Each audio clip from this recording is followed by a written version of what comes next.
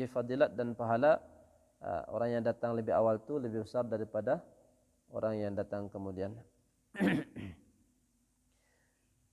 Senantiasa kita berselawat dan mengucapkan salam kepada baginda Nabi sallallahu alaihi wasallam. Jadi lafaz selawat ini banyak ya. Antara yang mudah, Allahumma salli ala sayyidina Muhammad wa ala alihi washabihi wasallim.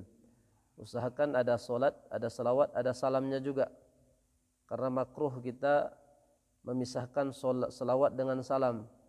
Jadi kita selawat saja tanpa salam itu hukumnya makruh. Melainkan nanti dalam doa-doa tertentu ataupun zikir-zikir tertentu yang memang diajarkan tanpa salam, ada selawat saja itu, maka itu tidak makruh. Jadi kita meminta senantiasa kepada Allah Subhanahu wa taala, Allahumma shalli ala sayyidina Muhammad, rahmati penghulu kami, pemimpin kami Nabi Muhammad sallallahu alaihi wasallam dan keluarganya, wasallim dan sejahterakan mereka.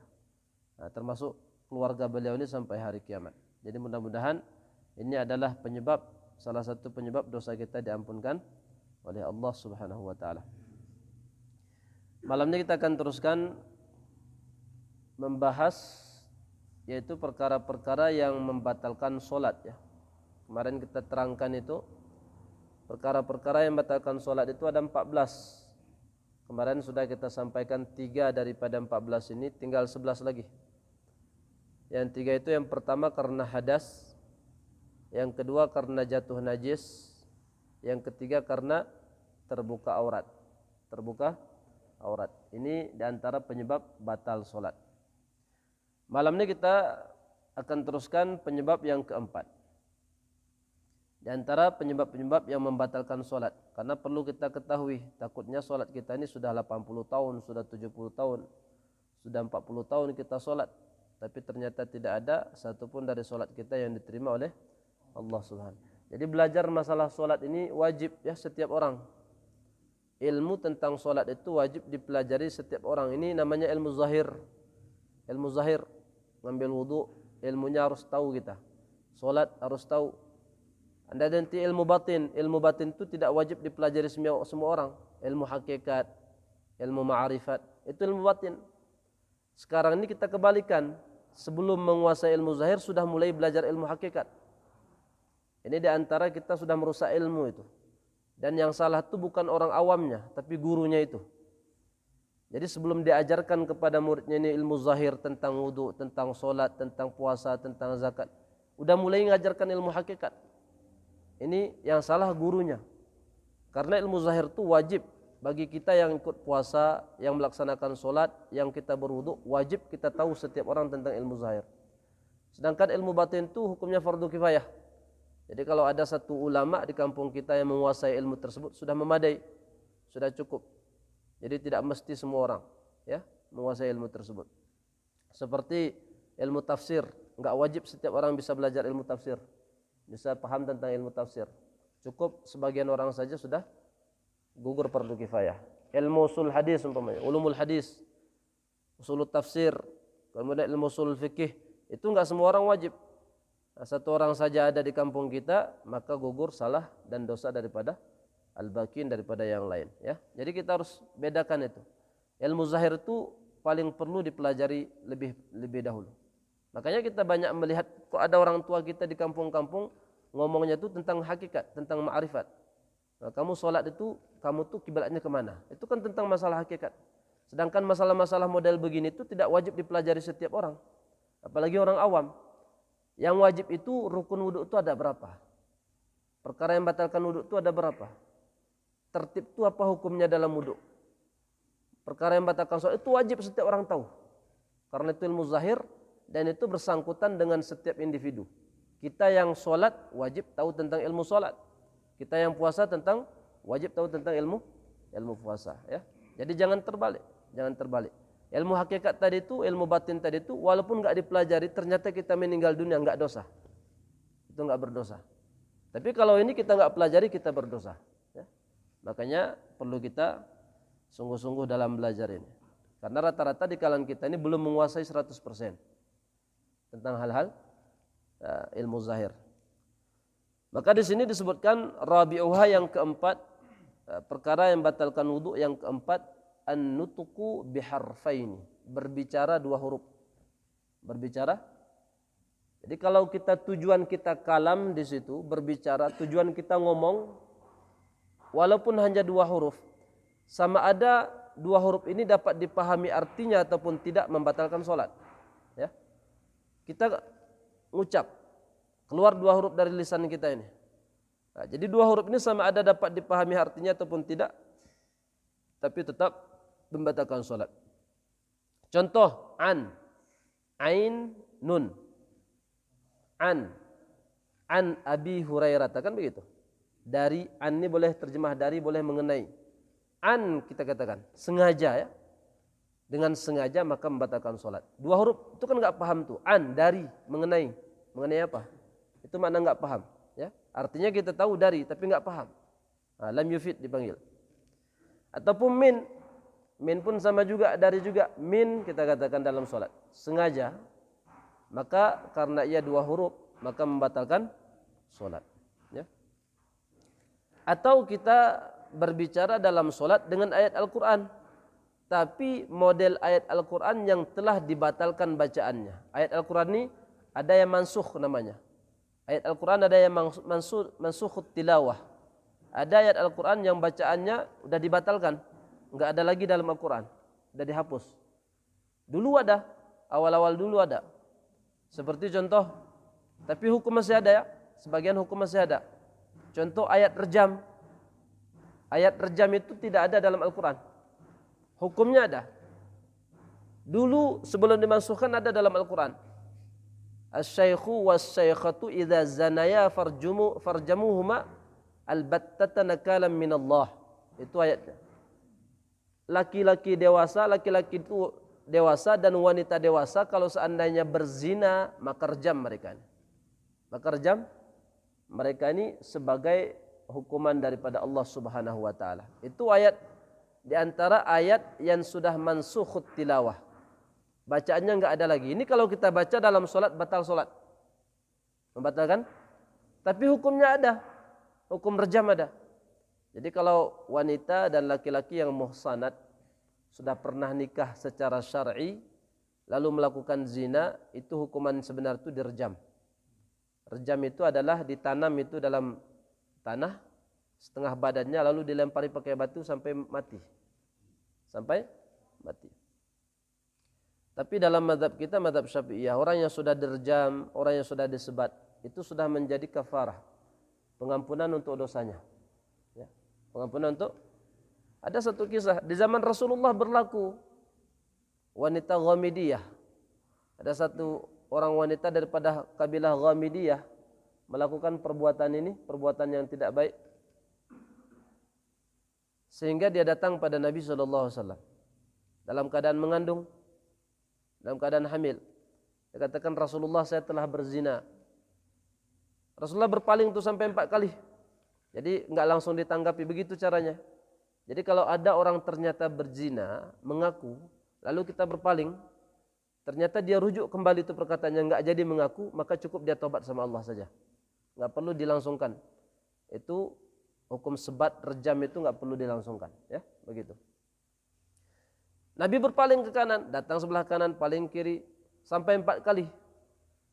Nabi katakan, kalau begitu kamu pulang dulu, lahirkan dulu anak yang kamu kandung itu, nanti kalau sudah lahir datang lagi ke saya. Lahir itu anak datang lagi kepada Nabi SAW, ya Rasulullah, ini anak saya sudah lahir, masih merah, lagi menyusui. Rasulullah itu enggak sampai hati ya, mau rejam ibunya ini, meninggal dunia nanti itu, anaknya siapa yang nyusui? Kasihan. Nabi katakan, udah susukan dulu selama 2 tahun, nanti selesai susukan datang lagi. Karena si perempuan ini taubatnya itu sungguh-sungguh, enggak lari. Dia enggak lari. Kita ini kan kalau ada kesempatan kabur, kan begitu. Hah? Kena razia sama Satpol PP di hotel-hotel. Di hotel-hotel. Kalau ada jendela kecil-kecil pun kabur dulu lewat jendela. Banyak kejadian seperti itu. Maka perempuan Ghabidah ini taubatnya itu betul-betul. Makanya dipanggil taubatan nasuha. Allah katakan, ya ayyuhalladzina amanu tubu ilallahi taubatan nasuha. Asa rabbukum ayyukaffir ankum sayyiatikum wa yudkhilakum jannat. Kalau kalian taubat itu taubat betul-betul, sungguh-sungguh kepada Allah, taubatan nasuha, maka Allah akan ampunkan dosa kalian, Allah masukkan kalian ke dalam surga. Apa tanda-tandanya? Ciri-ciri taubat yang sungguh-sungguh itu ada 3. Ya, ada 3. Al-iqla', an-nadam, wal-azam. Ini 3. Ini kalau ada orang ini taubat, ada 3 ciri-ciri ini berarti taubatnya betulan. Nah, kalau enggak itu taubatnya taubat palsu namanya. Taubat palsu. Banyak sekali orang istighfar. Makanya kata ulama kita, kadang-kadang istighfar kita ini perlu diistighfari lagi. Astaghfirullahalazim. Itu aja perlu diistighfari lagi tuh. Karena enggak betul-betul. Mulutnya aja ngomel, tapi hatinya enggak minta ampun sama Allah Subhanahu wa taala. Astaghfirullahalazim, saya minta ampun kepada Allah yang Maha Agung. Besok tuh ngelakuin lagi. Maka istighfar kita itu perlu diistighfari lagi. Perlu diistighfari lagi. Jadi syaratnya itu al-iqla'. Yang pertama sekali ketika kita taubat benar-benar sama Allah Subhanahu wa taala, tinggalkan dosa yang kita lakukan itu sempurna 100%. Jangan didekati lagi dosa itu. Iqla' ya. Kemudian an-nadam, penyesalan. Menyesal terhadap dosa itu. Tanda-tanda menyesal terhadap dosa jangan diceritakan sama orang lain. Ini mentang-mentang dia bekas bandit, ceritakan, oh kalau saya dulu tuh semua sudah saya kerjain. Itu enggak tobat itu orang. Perlu disebat lagi itu. Perlu disebat lagi. Oh. Maka an-nadam itu tandanya adalah menyesal. Menyesal itu jangan cerita sama orang. Dosa kita yang dulu itu jangan cerita sama orang. Dan jangan kita cari-cari dosa orang lain. Mungkin kita punya kawan ya, zaman dulu tuh parah nih kawan ini. Ternyata sekarang kok jadi ustad. Jangan dibahas lagi tuh dosa dulu tuh. Wah itu dulu saya tahu tuh. Jangan begitu. Imam Syafi'i katakan, jangan kamu mengungkit kesalahan orang lain. Kesalahan yang sudah lampau dari orang lain. Kenapa? Karena kamu tidak tahu berapa kuat usahanya untuk keluar daripada dosanya. Kita sudah enggak jumpa sama dia 10 tahun. Itu dosa yang diceritakan itu dosa 10 tahun yang lampau. Padahal daripada 10 tahun itu sampai kita jumpa kembali itu berapa kali sudah dia bertaubat kepada Allah. Berapa kali sudah merintih kepada Allah. Berapa kali dia bangun tahajud menangis di hadapan Allah. Di samping itu dia belajar ilmu syariat betul-betul. Belajar ilmu syariat sungguh-sungguh taubat kepada Allah. Makanya dosanya itu jangan diungkit-ungkit lagi. Karena kita tidak tahu betapa hebat usaha orang-orang tersebut untuk keluar daripada dosa-dosanya. Makanya banyak wali-wali Allah itu dulu tuh orang-orang pencuri juga ada. Seperti Fudail bin Iyad itu ditakuti. Fudail bin Iyad itu ditakuti sama orang.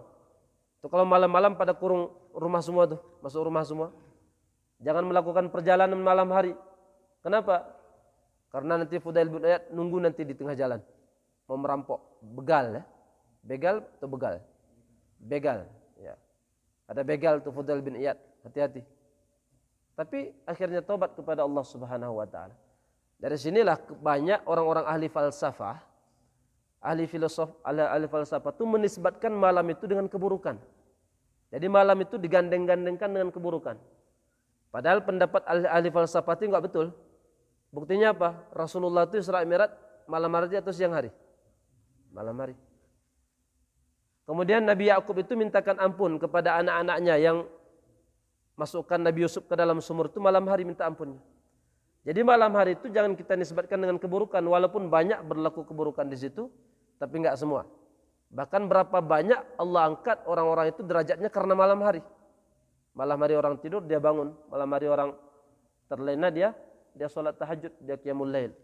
Jadi ramai orang-orang yang diangkat derajatnya itu di malam hari. Kemudian al-azam, ciri taubat yang betul itu tidak lagi berniat dengan sungguh-sungguh, sidqun niyah, tidak lagi akan mengulangi dosa tersebut. Tidak akan mengulangi dosa tersebut. Jadi kita lihat asbabnya. Nah, di antaranya adalah mungkin dulu tuh kawannya itu adalah kawan orang-orang yang minum arak ya. Nah, sekarang dia menjauhi daripada kawan tersebut, pilih kawan-kawan yang soleh. Itu ciri-ciri orang yang taubatnya itu sungguh-sungguh. Maka perempuan Ghamidiyah tadi itu datang kepada Rasulullah. bawa anaknya masih merah. Nabi katakan, pulang dululah, kamu susukan dulu 2 tahun, nanti datang lagi. Setelah 2 tahun, dia datang lagi bawa anaknya tuh. Dan di tangan anaknya tuh sudah ada sekeping roti. Katanya, ya Rasulullah, ini anak saya sudah besar, dia sudah bisa makan dan sudah disapih daripada menyusui. Sudah enggak menyusui lagi. Maka Nabi katakan, arjamkan dia. Bilang para sahabat, gali itu tanah, ikatkan bajunya itu kuat-kuat supaya enggak terlepas waktu direjam. Ikat bajunya itu kuat-kuat, ikat pinggangnya, kemudian dilempari pakai batu sampai meninggal dunia. Perempuan Ghamidiyah ini. Ada di situ sahabat namanya Khalid bin Walid. Khalid bin Walid itu saking semangatnya nih. Jadi kita kalau ngukum orang itu jangan terlalu semangat, takut kena kita nanti. Kena begal tuh, kena tangkap, kita hajar habis-habisan. Kayak kita ini orang soleh banget kan gitu. Ini kalau kita mikir sama dosa kita nggak wajar kita tuh mukul dia tuh. Mungkin kita lebih jahat daripada dia tuh. Kita saking marahnya sampai emosi itu kita pukul dia habis-habisan. Jangan begitu. Takutnya nanti kita kembali diuji sama, mungkin dia sudah tobat betul-betul. Makanya Khalid bin Walid ambil batu besar tuh, hentakkan kepada kepala perempuan tadi itu, darahnya itu menceret, kena ke wajahnya. Ketika kena wajahnya dicaci maki tuh perempuan. Dicaci maki di hadapan Rasulullah sallallahu alaihi wasallam. Nabi katakan, wahai Khalid, jangan kamu hina perempuan itu. Apakah kamu tahu seandainya taubatnya ini dibagikan kepada 70 penduduk Madinah, lakafathum, akan cukup untuk mereka. Itu cukup untuk mereka. Kenapa 70? Karena dijelaskan para ulama kita itu, di Madinah itu ada 70 senarai. Senarai itu apa? Daftar nama orang munafik. Ada orang munafik di Madinah itu 70 orang, itu maksudnya. Ini taubatnya perempuan ini yang nasuha. Kalau seandainya diberikan kepada orang munafik 70 pun cukup. Jangankan orang ahli maksiat biasa. Orang munafik tuh yang jelas-jelas munafik, yang nerakanya lebih bawah daripada orang kafir. Kalau dikasih itu taubatnya wanita tadi itu bagi-bagi kepada mereka maka cukup, kata Nabi SAW. Jadi saking taubatnya itu sungguh-sungguh dan benar-benar kepada Allah Subhanahu wa taala.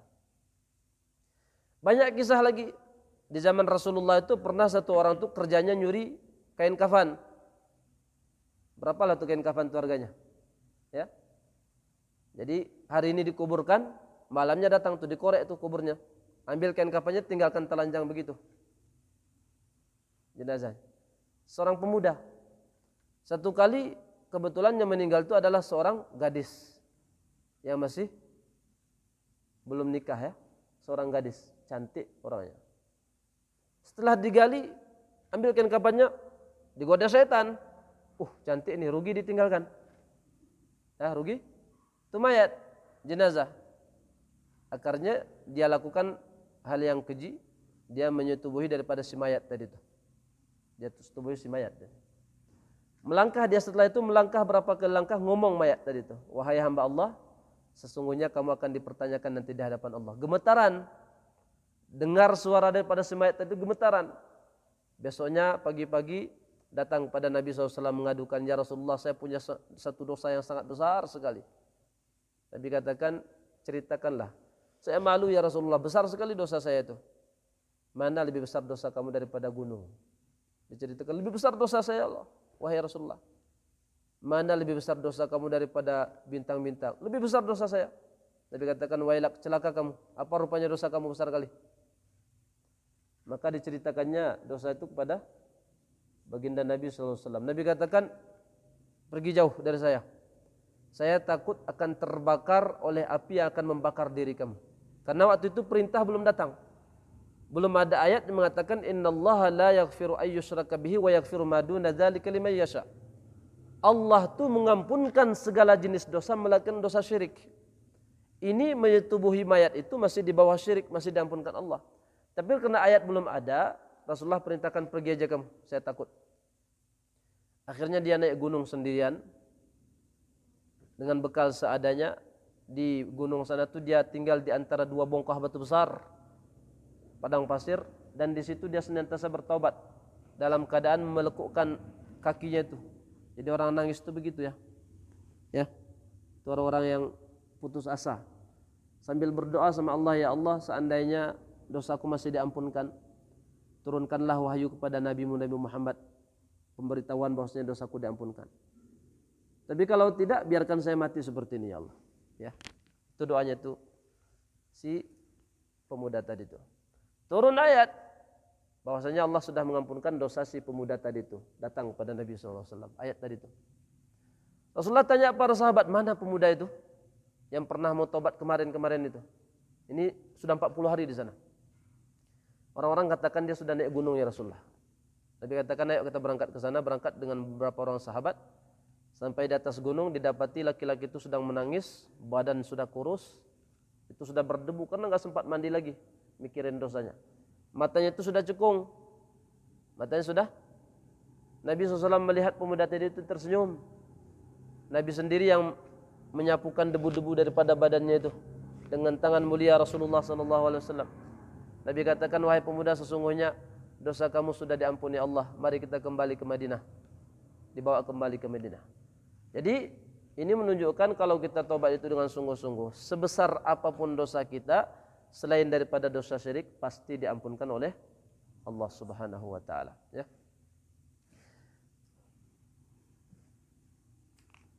Kita kembalikan lagi. Jadi berbicara dua huruf di dalam solat itu membatalkan solat, walaupun dua huruf ini tidak dapat dipahami artinya. Dan walaupun dua huruf ini ada kaitannya dengan solat, ada maslahat solat, seperti kita ngomong sama imam, imamnya ini seharusnya bangun, ternyata dia tahiyat, kita katakan kum. Apa makna kum? Bangunlah. Qaf, mim, dua huruf saja tuh. Kita nggak tahu kita bertasbih, nggak tahu caranya tasfik. Nanti dijelaskan tasfik itu, ya. Bertepuk tangan untuk wanita. Itu untuk wanita, bukan laki-laki. Ya. Itu laki-laki mengucapkan subhanallah. Lalu kita katakan karena bisa bahasa Arab, qum, bangun. Nah, itu batal solat kita itu. Walaupun ada kaitan dengan solat kita ngomong sama imam. Au kana fi tanahnuhin, ataupun berdehem tapi keluar dua huruf, batal solat. Batal? Nanti ada penjelasan. Jangan karena kita sering berdehem batal solat. Nah, Ustaz pun sering berdehem batal solat. Amdan, kalau sengaja. Amdan, kalau sengaja. Saya sudah pernah cerita orang berdehem waktu solat bulan Ramadan. Sudah pernah cerita? Belum? Yang jadi imam itu bukan hafiz Quran. Udah? Belum, ya? Jadi bulan puasa itu ada satu orang pandai bahasa Arab tapi enggak hafiz. Enggak hafiz. Tapi karena tahu di situ tuh orang-orang hafiz itu dapat duit. Ya. Jadi bulan Ramadan kalau diundang imam tuh dapat sagu hati. Kalau orang Malaysia katakan sagu hati itu hadiah lah, ya. Boleh kita jadi imam dapat duit, tapi dengan syarat jangan jual beli. Telepon, Ustaz, bisa jadi imam bulan Ramadan enggak di masjid kita? Boleh. Berapa kalian berani? Wani piro? Tahu wani piro? Bahasa Jawa itu. Bayar berapa? Wani piro? Nah, bayar berapa? Itu yang enggak boleh. Tapi kalau kita datang saja, mereka katakan nanti transportasinya kita tanggung, Ustaz. Oke, enggak apa-apa, kita datang. Mau dikasih berapa? Ya kita terima saja. Kita terima saja. Tapi kalau jual beli itu yang enggak boleh. Berapa kalian sanggup bayar saya? Kan banyak penceramah-penceramah sekarang. Kalau enggak 30 juta enggak datang. Kalau enggak 30 juta enggak datang. Saya dengar sendiri cerita itu daripada kawan saya di Palembang, ketika ngundang dai kondang daripada Jakarta, kita enggak usah cerita siapa dainya, ya. Telepon, tapi memang bukan langsung sama dainya, ya, sama orang-orangnya itu. Kalian berani kasih 30? Enggak berani. Waktu itu zaman tuh udah zaman lama sekali itu. 30 itu kalau sekarang udah 300-an juta. Cuma duitnya cuma ada 25 juta. 5 juta lagi enggak cukup, enggak datang. Akhirnya pantang-panting untuk jemaah tuh cari 5 juta lagi untuk mendatangkan dai kondang tadi itu.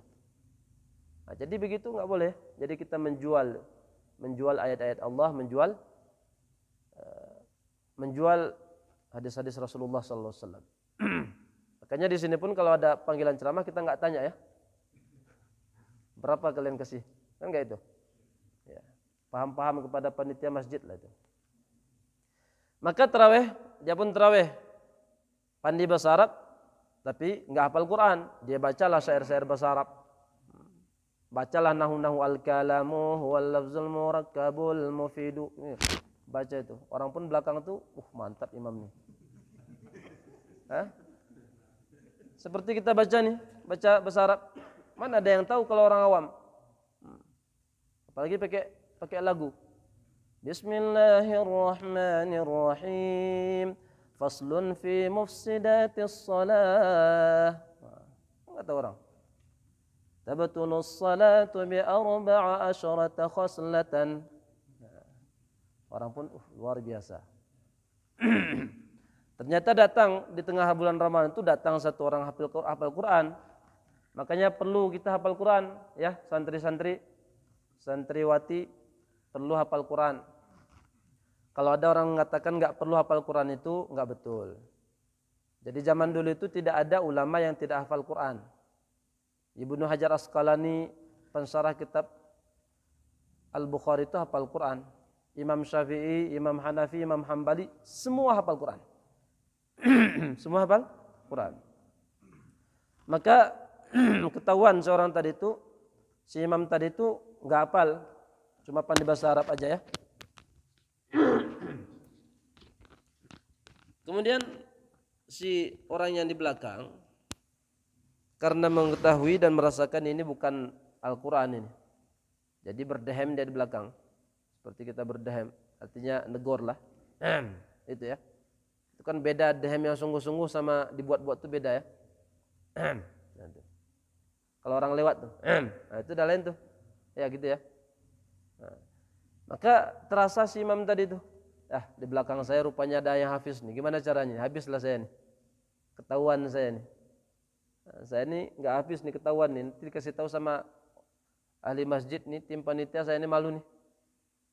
Akhirnya karena dia cerdas orangnya, cerdas, pandai bahasa Arab, cuman cerdasnya itu nakal gitu. Makanya kalau orang cerdas nakal itu bahaya. Ada satu kalimat dalam bahasa Inggris, saya lupa tuh kalimatnya. Orang yang cerdas yang jahat itu lebih bahaya daripada syaitan, iblis. Orang cerdas tapi jahat itu lebih bahaya daripada iblis. Nah gitu katanya. Akhirnya dapat satu ide. Dia dapat satu ayat itu untuk menenangkan yang di belakang yang negur tadi itu. Dia baca ayatnya. Ya ayyuhal mutanahnah. Tahu artinya? Wahai orang yang berdehem-dehem. La tatanahnah. Indi 10 darahim. Wa nisfun li wa nisfun laka fa innahum jahilun. Wahai orang yang berdehem-dehem. Jangan berdehem-dehem. Saya dapat 10 dirham tiap malam. Kita bagi 2, setengah untuk kamu, setengah untuk saya. Mereka yang di belakang ini bodoh-bodoh semuanya. Ya. Itu dalam ayat tadi itu. Ha? Jadi sama-sama bisa bahasa Arab. Yang jadi imam bisa bahasa Arab, yang di belakang pun bisa bahasa Arab. Pertama di dalamnya, ya ayyuhal mutanahna, la tatanahna, indi 10 darahim. وَنِصْفٌ لِي وَنِصْفٌ لَكَ فَإِنَّهُمْ جَاهِلُونَ. Yang belakang tadi dalam hatinya dapat bagian, diam aja lah. Ya. Akhirnya setelah sholat mojok 2 orang tuh bagi amplop situ. Makanya hati-hati, santri cerdas tapi nakal tuh bahaya tuh. Perusak agama nanti, ya. Begitu. Maka berdehem-dehem dalam solat mengeluarkan 2 huruf dengan sengaja batal solat. Sengaja tuh.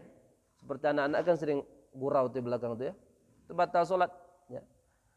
Qadhihkin, ketawa sengaja mengeluarkan 2 huruf maka membatalkan solat.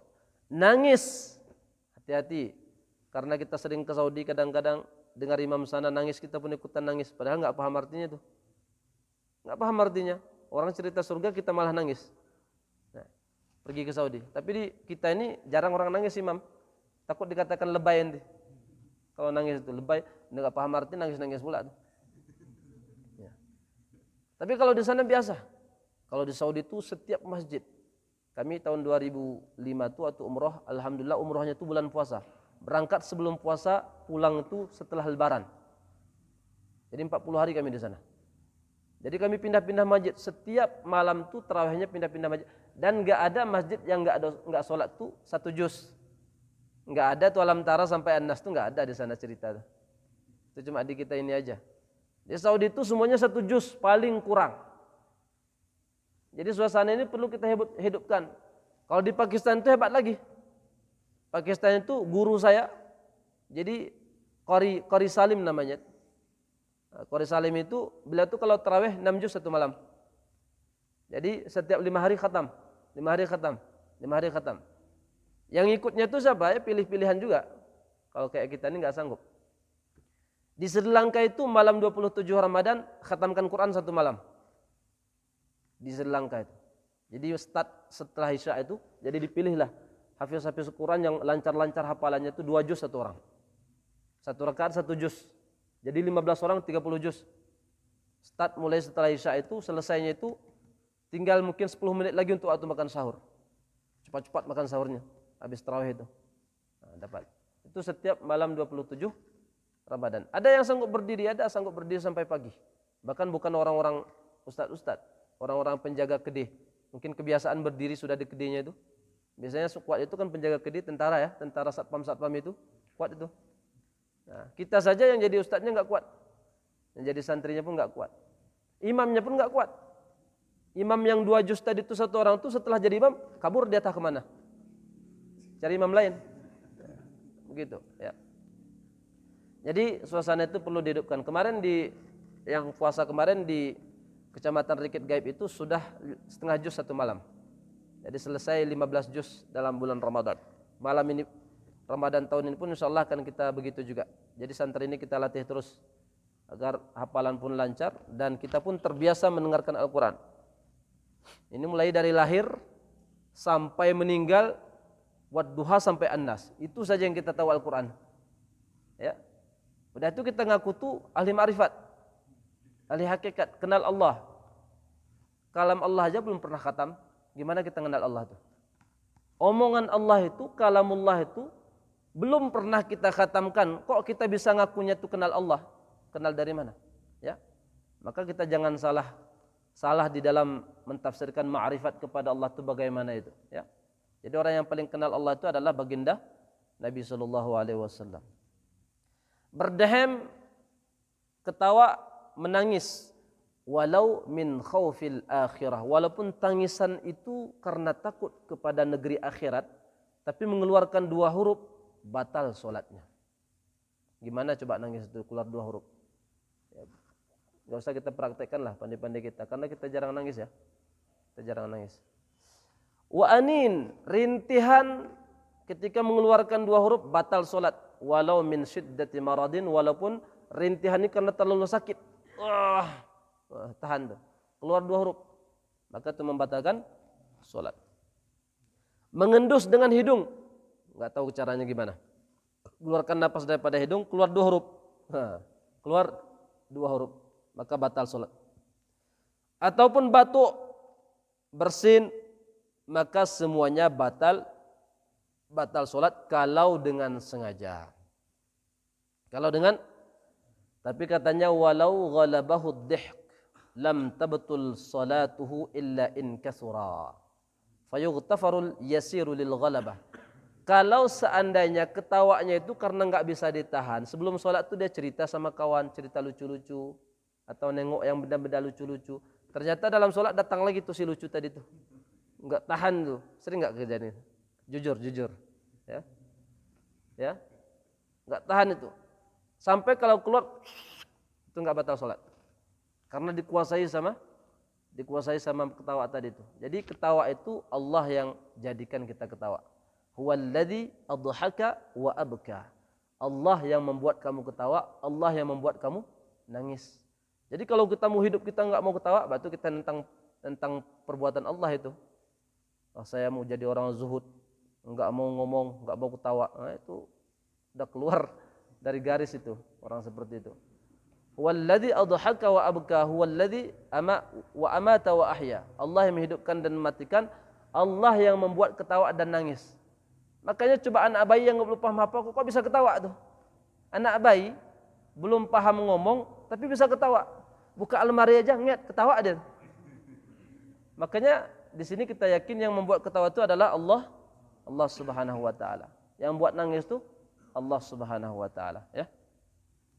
Kalau dikuasai ketawa dan tangisan tidak bisa tahan bukan karena sengaja, maka tidak membatalkan salat, ya. Wa kharaja bid-dhihki at-tabassum. Beda kalau senyuman. Kalau senyum dalam salat tidak membatalkan salat. Ada senyum keluar 2 huruf? Enggak ada. Jadi kalau senyum hanya sekedar senyum itu tidak membatalkan salat. Katanya ya juzu litanahnuh at-tanahnuh lis-shaim, boleh berdehem bagi orang yang sedang puasa untuk mengeluarkan kahaknya. Ini ketika salat dia lagi puasa nih. Jadi berdehem itu kan asbab kahak yang lengket situ ya. Kahak lengket di situ. Jadi berdehem karena kahak ini kalau ditelan itu batal puasa. Terpaksa keluarkan, ya. Keluarkan itu. Maka membatalkan puasa. Bahkan nelan kahak itu membatalkan salat juga. Jadi kalau kahaknya itu sudah mampir di lidah, ya. Sudah mampir di lidah ditelan lagi itu batal. Tapi kalau masih di kerongkongan tuh nggak bisa keluar, bisanya cuma masuk, maka nggak apa-apa. Nah, tapi kalau sudah mampir di lidah, ditelan lagi itu, maka itu membatalkan puasa dan membatalkan salat.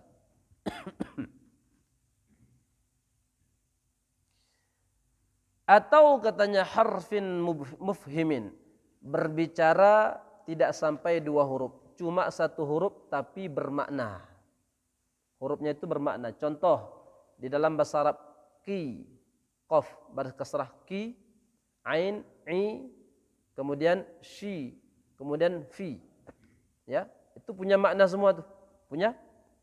Kalau ki itu daripada wikayah. Wikayah itu peliharalah, jagalah. Itu mana ki. Jaga ki. Itu keluar 1 huruf tapi bermakna. I itu hafalkan. Shi tuliskan, fi sempurnakan. Sempurnakanlah. Jadi kita hanya berbicara 1 huruf tapi bermakna hurufnya. Maka itu kalau sengaja membatalkan salat, ya, membatalkan salat.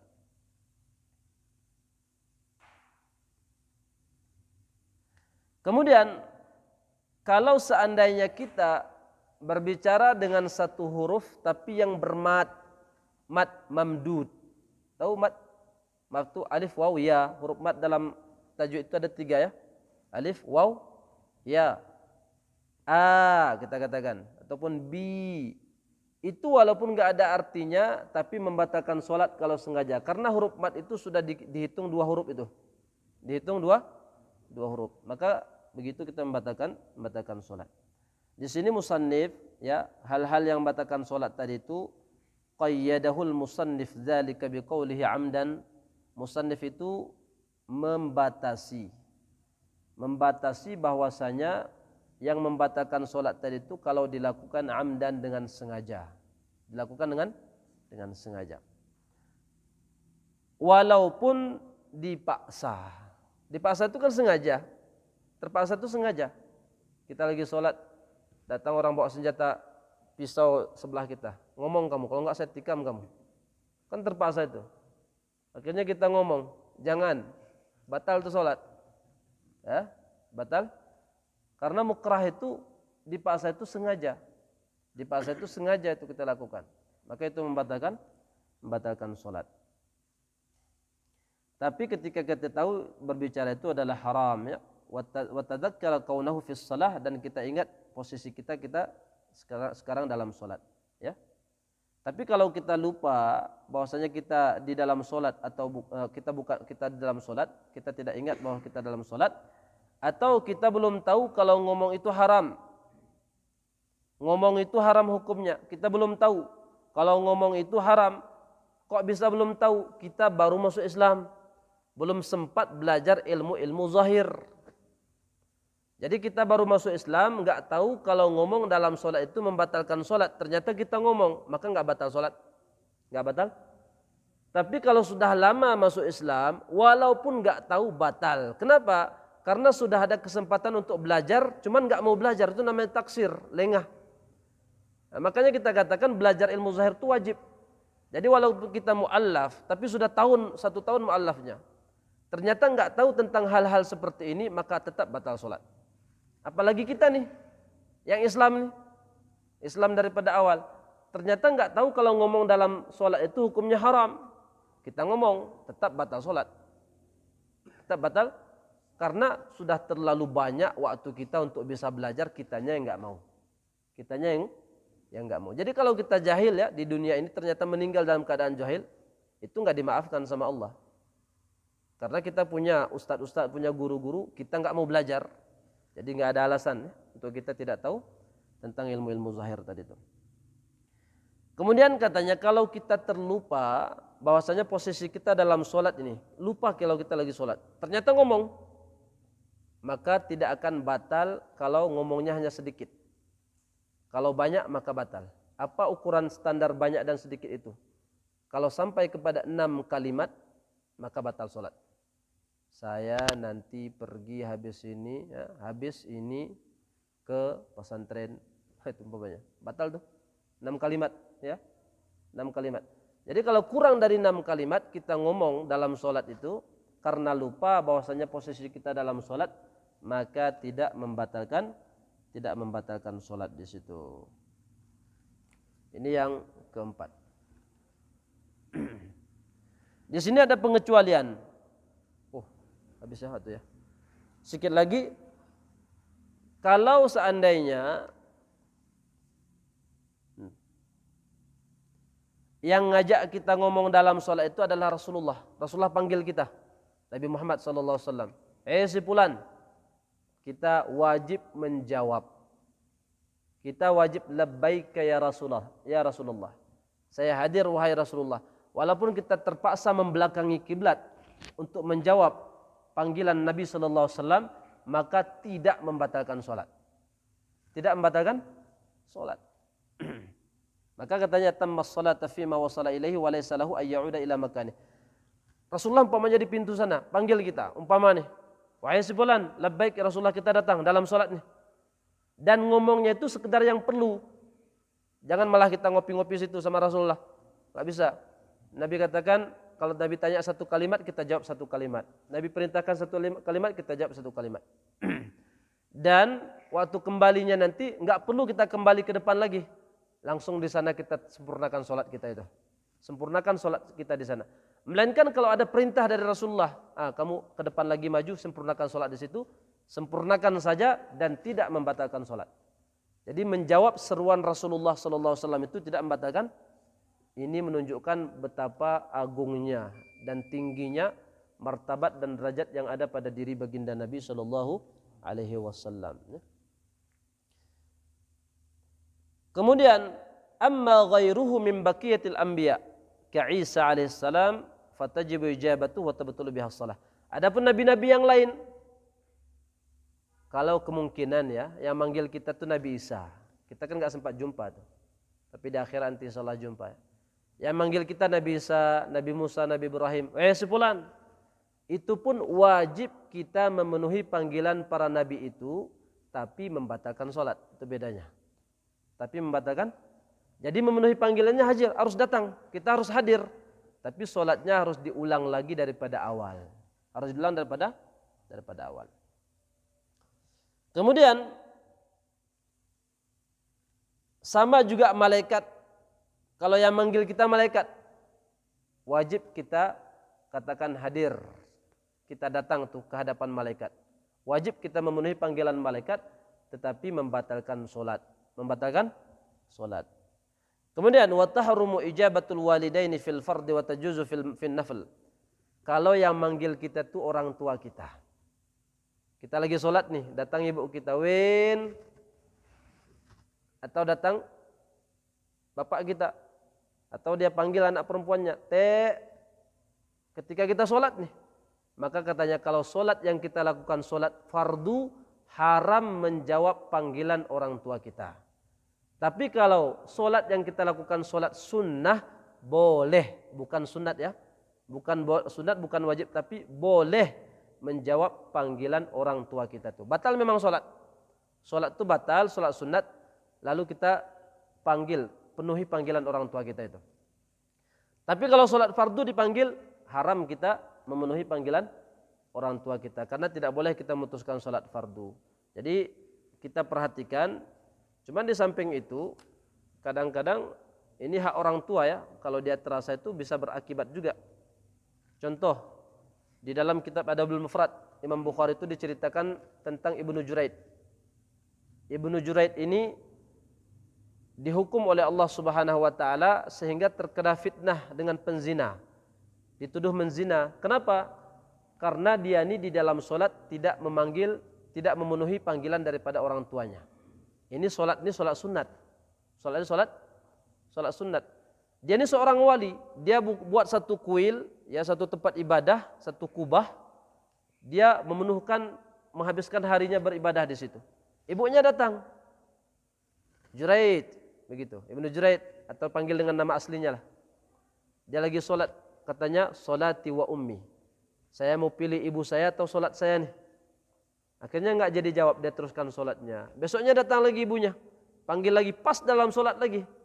Sampai 3 kali ibunya berdoa, ya Allah, jangan kau matikan si Ibnu Juraid ini sebelum melihat wajah-wajah wanita-wanita pelacur. Maaf ya, wanita-wanita pelacur. Sebelum dia sempat melihat wajah wanita pelacur. Ini doa ibunya, dikabulkan sama Allah Subhanahu wa taala. Dikabulkan oleh Allah Subhanahu wa taala. Jadi ketika terkenal ibadahnya si Ibnu Juraid ini, jadi datang seorang wanita pelacur, katanya saya mau jatuhkan nama dia tuh. Saya hancurkan reputasinya ya. Nama baiknya saya akan jatuhkan itu, kalian lihat saja. Datang si pelacur ini ke tempat ibadahnya Ibnu Juraid, digodalah perhiasan dan sebagainya. Hati-hati kalau kita enggak kuat iman. Saya cerita dulu, saya pernah di Batam itu begitu juga ceritanya. Kami tidur di hotel itu sama istri, anak saya masih 1 ketika itu, jam 3 malam ngetuk di Batam itu. Daerah itu daerah Nagoya ya. Jadi kalau kita ke Batam enggak usah ambil hotel itu. Ambil hotel yang besar-besar sekalian, lebih aman. Di Nagoya itu, jadi tidur jam 3 itu datang. Karena jam 3 saya pun karena baru pertama ke Batam agak bingung juga ini. Ini orang jahat atau gimana ceritanya. Jadi sore sembunyi istri. Ternyata buka pintu, terpampang wanita cantik situ, pelacur. Pakai pakaian setengah gini, mini. Ngapain? Dia enggak ngomong, mau masuk aja, mau nerobos saja. Nah, saya tutup aja pintu, debung, tidur. Nah, tuh wanita enggak baik, kita cerita begitu. Besok paginya itu, ya udah kata Aliyah istri kita, pindah aja dari sini. Kita cari hotel lain. Ternyata pindah mau bayar kamar tuh, yang jaga hotel tadi itu yang datang tadi malam. Ya, jadi kadang-kadang kita diuji begitu sama Allah Subhanahu wa taala. Kalau kita selamat alhamdulillah, tapi kalau enggak kan nauzubillah itu. Ibnu Juraid ini digoda sama pelacur, tapi karena imannya mantap ya, ahli ibadah dan orang-orang alim, di beliau ini orang alim, maka enggak terkesan. Berpikir ini si pelacur gimana caranya menjatuhkan Ibnu Juraid. Ternyata setiap sore ada seorang pengembala dia istirahat di tempat ibadahnya Ibnu Juraid. Maka digodalah sama si pelacur tadi itu. Maka mereka berhubungan badan sampai si pelacur tadi itu hamil. Dan hamil itu sampai melahirkan, baru dikasih tahu sama orang kampung, ini hasil saya dengan Ibnu Juraid. Ini berkah doanya ibu tadi tuh. Ibunya doa, ya Allah jangan kau wafatkan sebelum dia melihat wajah pelacur. Datang orang kampung, ini kok ustad cabul ini, begitu kalau bahasa kita tuh. Dihajar habis-habisan, diruntuhkan tempat ibadahnya. Setelah sadar daripada binasa, kok kalian ninju kami? Apa salah saya katanya? Maka diceritakanlah, ini kamu berzina dengan seorang perempuan, sudah melahirkan anak. Katanya panggil perempuan itu. Panggil perempuan itu, bawa anaknya kemari. Anak itu masih bayi, belum bisa ngomong. Maka setelah dibawa, Ibnu Juraid minta sama Allah, berdoa sama Allah, dia letakkan jari telunjuknya di perut di perut bayi tadi itu. Katanya, wahai bayi, tolong kamu bicara siapa sebenarnya bapak kamu. Maka dengan izin Allah dia ngomong, bapak saya itu pengembala itu. Maka ini yang diceritakan oleh Rasulullah SAW. Ini salah satu bayi yang bisa ngomong ketika di ayunan. Ada 3 bayi yang dijelaskan dalam hadis itu, waktu kecil bisa ngomong. Salah satunya adalah Ibnu Juraid. Akhirnya menyesal orang kampung, dipanggil, dihukum ini pengembala dan si pelacur tadi itu, dan mereka minta maaf kepada Ibnu Juraid dan berjanji pingin bina itu tempat ibadahnya daripada emas. Kata Ibnu Juraid, enggak usah. Kembalikan saja seperti mana sebelumnya. Buat daripada tanah, ya sudah buat daripada tanah. Jadi Ibnu Juraid ahli ibadah, orang berilmu, tapi karena enggak nyahut seruan ibu ketika sholat sunat, Allah uji dengan ujian seperti itu. Makanya kalau ada panggilannya ketika kita sholat sunat, sholat duha, sholat isyraq, sholat malam, sholat witir, ibu kita manggil, Win, Hanama. Kita batalkan itu sholat, kita sambung nanti setelah itu. Ya. Jadi di antara perkara membatalkan sholat itu adalah berbicara di dalam sholat. Jadi yang kelima nanti kita akan lanjutkan, yaitu adalah bil mufattir. Setiap perkara yang membatalkan puasa juga dianggap sebagai perkara membatalkan sholat. Wallahu a'lam bishawab. Ada pertanyaan?